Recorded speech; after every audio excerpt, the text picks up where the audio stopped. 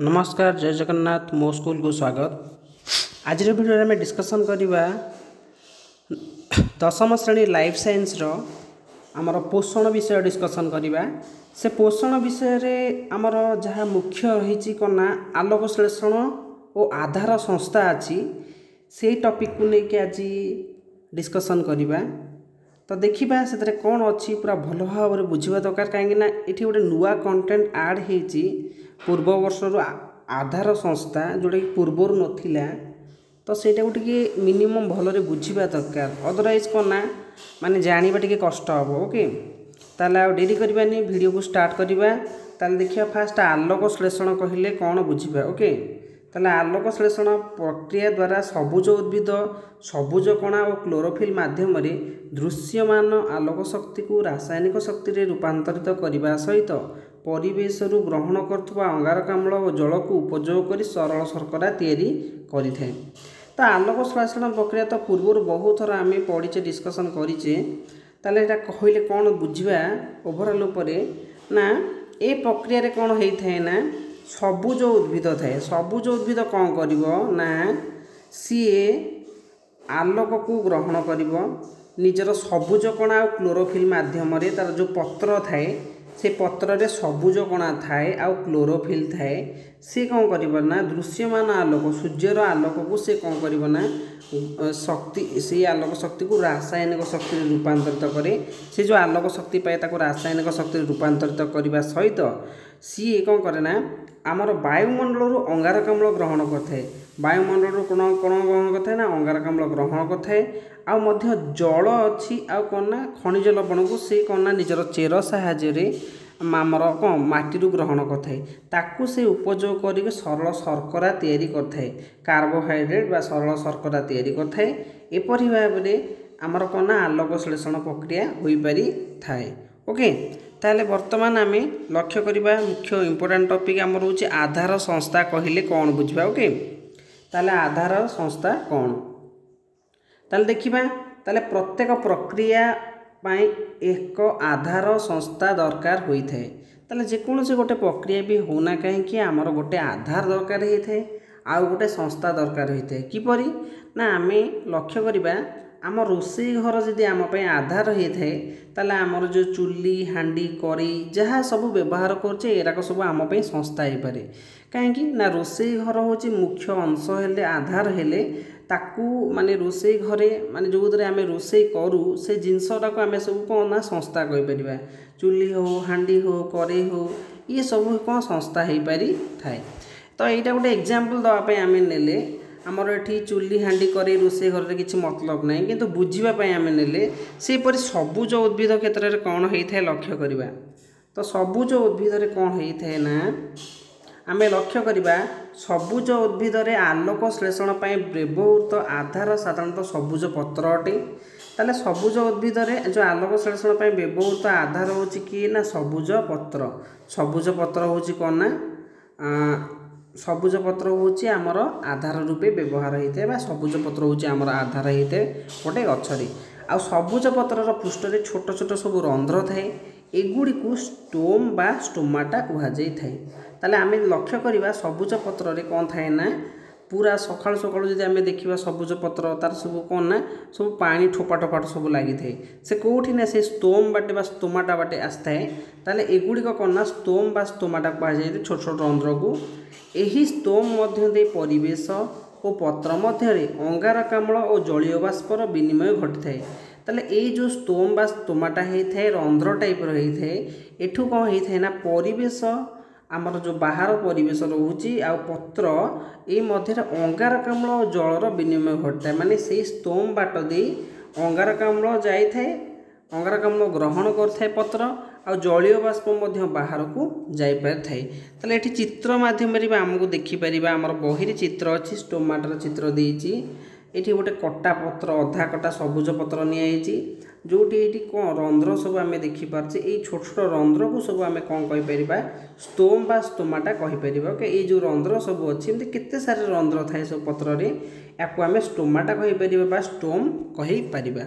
Okay तापर next देखा कौन अच्छी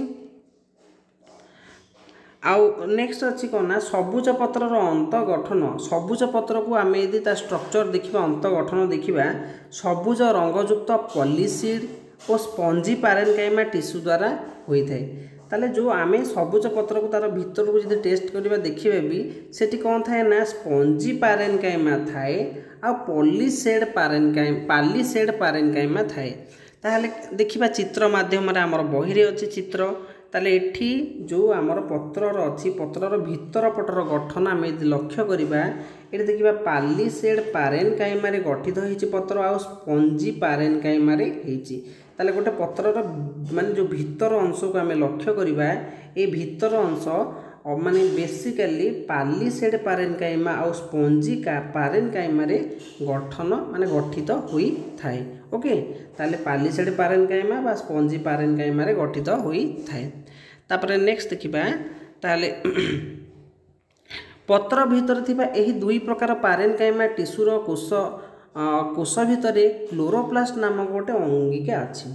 ताले ये जो आमर गठन है किए तार भीतर अंश गोटे पालीसेड पारेनकाइमा बा स्पंजी पारेनकाइमा टिश्यू द्वारा गठित होइछि सबुजर अंतर्गठन पत्रर सबुज पत्रर से पालीसेड पारेनकाइमा आ स्पंजी पारेनकाइमा भितर कौन रोचे ना दी प्रकार पारेनकाइमा टिश्यूर कोष भितर किए अच्छी ना क्लोरोप्लास्ट नामक गोटे अंगिका रोचे।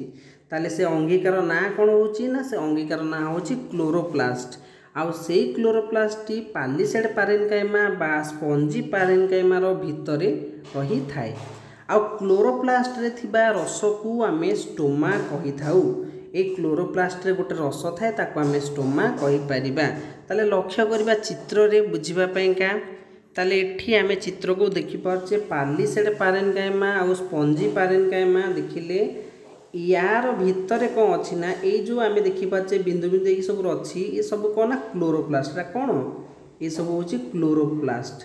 ताले आइदर स्पंजी पारेनकाइमा हो कि पालीसेड पारेनकाइमा हो समस्त भितर एमती केते सारे कौन थाए ना क्लोरोप्लास्ट थाए बहुत सारा एमती क्लोरोप्लास्ट ता भीतर पटे थाए। ओके ताले क्लोरोप्लास्ट कोठी थाए आम जानि पाले आ क्लोरोप्लास्ट भितर गोटे रस थाए। ताले एठी आमे कहूँ क्लोरोप्लास्ट जो गोटे रस थाए ताको आमे कहू स्टोमा रस। ताले क्लोरोप्लास्ट मध्य गोटे रस थाए से रसर ना हूँ कौन ना स्टोमा रस आउ एई रसरे विभिन्न एंजाइम आउ पोषक सब रही थाए। ताले आमे जानि पारले प्रथमे स्पंजी पारेनकाइमा आउ पालीसेड पारेनकाइमा भितर क्लोरोप्लास्ट रहुची आउ से क्लोरोप्लास्ट भितर कि रोची ना स्टोमा नामक गोटे रस रोची आउ से स्टोमा नामक रसरे विभिन्न प्रकार एंजाइम रोची आउ पोषक रोची। ओके जानि पारले चित्र को देखिक भी जानि पारले। तापर नेक्स्ट देखिबा ये जो स्टोमा रस रहिला से जो आमर स्टोमा रस आम कहूचे कौटू आसला ना क्लोरोप्लास्ट भितर रहा स्टोमा रस से स्टोमा रसरे केतेक उपादान भासमान अवस्था थाए। ताले स्टोमा रसरे केतेक उपादान कौन थाए ना भासमान अवस्था रही थाए। एथिमध्यरे अधिक परिमाण में थिबा गठनर एकक द्विस्तरीय झिल्ली सदृश थाइलकॉइड अटे। ताहले ए स्टोमा रसरे बहुत गुड़े जिनस कौन भासमान अवस्था जो रोची सी कौन ना एकक गठन बा द्विस्तरीय झिल्ली सदृश से केमिति होता है ना थाइलकॉइड होता है। ताले स्टोमा रसरे केमिति भासमान अवस्था थाइलकॉइड रोचे आम चित्र में देखिपर।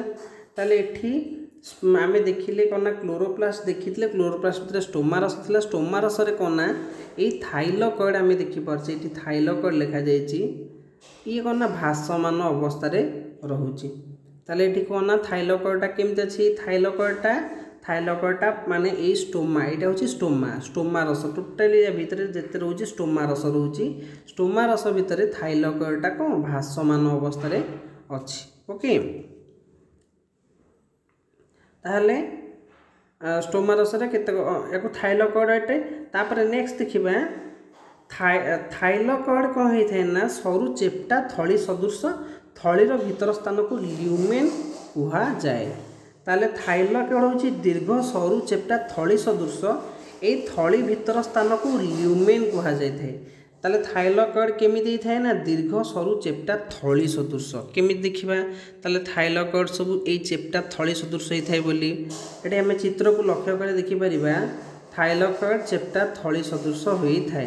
ओके ये देखि पारछे थाइलकॉइड ये चेप्टा थली देखुचे एमती गोल गोल एमती ऊपर सब ये अच्छे ओके ये सब हूँ कौन ना ये हूँ सब थाइलॉइड चेप्टा थली ओके ताले ये चेप्टा थाली जो रोचे ये हूँ कौन ना थाइलॉइड होता है आउ एठी कौन होता है ना कड़े गला देखिए आम तो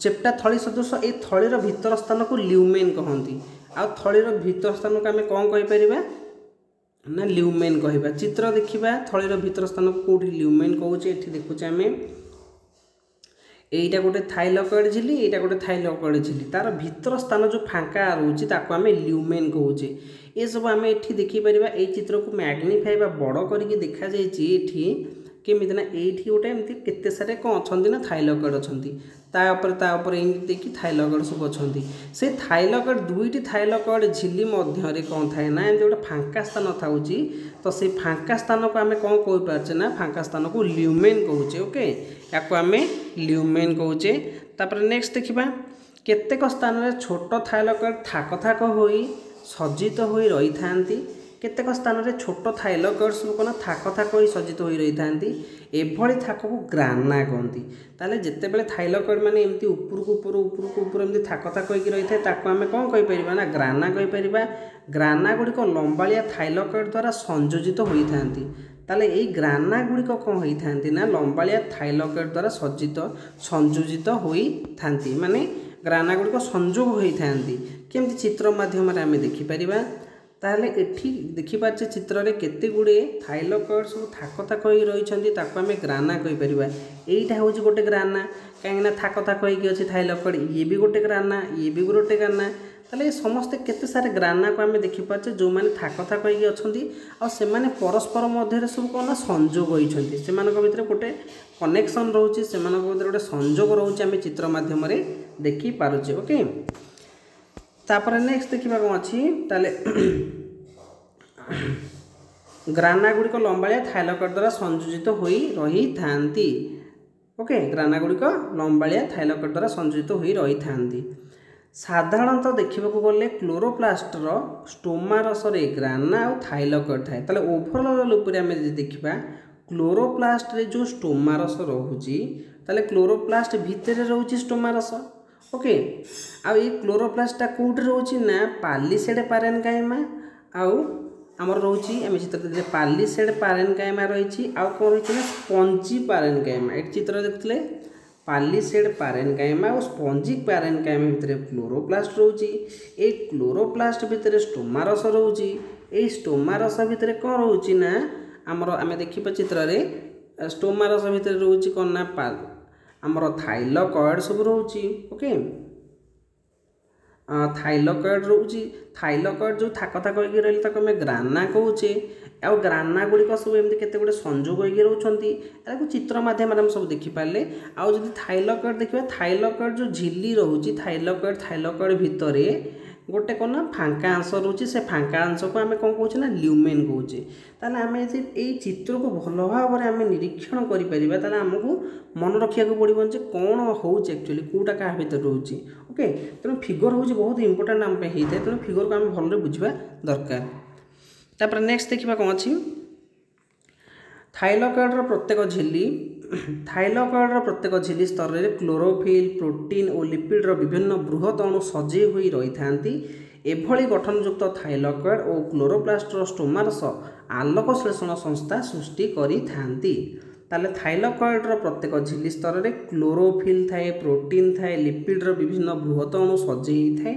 आ गठनयुक्त थाइलॉइड और क्लोरोप्लास्टर स्टोमारस आलोक श्लेषण संस्था सृष्टि करी थांती ताले आम ये देखुचे चित्र में कौन ना ये जो थाइलॉइड सब रोचे थाइलॉइड भितर ये केते सारा प्रोटीन सब सजे रही मानक सब सजे ही अच्छा प्रोटीन अच्छी आउ लिपिड अच्छी ओके प्रोटीन अच्छी लिपिड अच्छी आउ क्लोरो विभिन्न अणु सजे ही रही थांती ताले ये गला कौन ना आमर टोटाल डिस्कसन है कौन आम देखिपारे क्या विषय ना संस्था विषय आमर कौन ताले टोटाल डिस्कसन आम आधार संस्था विषय कर सारे आधार संस्था कौन भल भाव में बुझीगले तापर नेक्स्ट देखा आम प्रक्रिया आमर प्रक्रिया आलोक अंधकार प्रक्रिया पढ़िया पूर्व प्रक्रिया कहले कौन फास्ट देखा ताले आलोक श्लेषण प्रक्रिया को जानापी विभिन्न परीक्षा कर दुईटी मुख्य सिद्धांत कना गुरुत्वपूर्ण थाए। प्रथम सिद्धांत हूँ फेडरिक ब्लैकमैन 1905 मसीह जनाई ताले आलोक श्लेषण प्रक्रिया को जानापी कना दुईटा मुख्य सिद्धांत गुरुत्वपूर्ण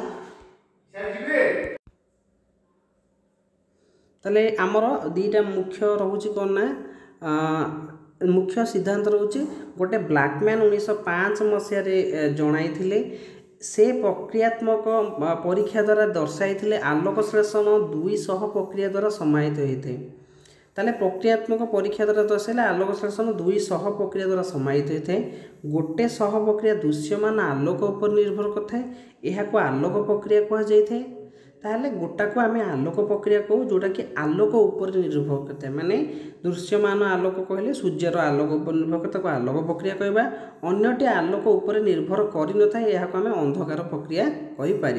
ओके ताहले ये जो अंधकार प्रक्रिया होता 1931 मसीह फॉन नील को द्वारा परिकल्पना कराई 1931 मसीह फॉन नील प्रथम अंधकार प्रक्रिया को परिकल्पना कले बट ताको देखई पानथिले किंतु परवर्ती समय रॉबर्ट हिल 1937 मसीह उन्नत मानर परीक्षण माध्यम यही प्रक्रिया को कौन प्रमाण कर 1937 मसीह किए रॉबर्ट हिल। ओके ताले आमे जहाँ भी आमर परवर्ती वीडियो रे आमे डिस्कशन करिबा आलोक प्रक्रिया अंधकार प्रक्रिया को संपूर्ण रूपे भल रूपे डिस्कशन करिबा आउ एठी किंतु आमर बेसिक जहाँ डिस्कशन कले याकू टे भल जाना दरकार कहीं फास्ट टाइम माने नुआ करी कोर्स चेंज करके दिखाई तेणु भल बुझा दरकार एटलिस्ट कौन दे। ओके आज वीडियो ये रखा। जय जगन्नाथ।